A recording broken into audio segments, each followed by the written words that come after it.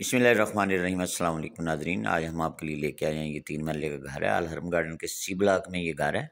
Single storey घर है, बिल्कुल नया बना है ये। इसकी अकोमोडेशन ये है कि ये फ्रंट पे कार पोर्च है, इसके साथ ड्राइंग रूम है, साथ ही किचन है और बैक साइड पे बेडरूम है, अटैच वाशरूम है और छत पे मोटी बनी हुई है। फ्रंट पे टाइल लगी हुई जैसा कि आप देख रहे हैं। टोटली मार्बल फ्लोरिंग है। वाशरूम अच्छी टाइल लगी हुई है। किचन भी इसका बहुत अच्छा बना हुआ है। बिजली का कनेक्शन भी मौजूद है और ये बहुत ही सस्ता घर है। इसकी जो डिमांड है ये 38 लाख है, यानी 38 लाख इसकी डिमांड है, नेगोशिएबल है। अल हरम गार्डन में हमारा ऑफिस है।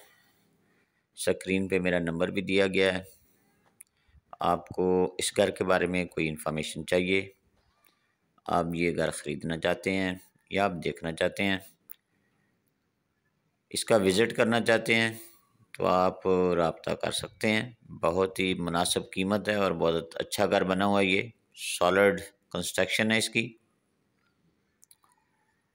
3 मरले का सिंगल स्टोरी ये घर है। अल हरम गार्डन के सी ब्लॉक में इसकी लोकेशन है। वीडियो को लाइक करें और चैनल को सब्सक्राइब करें।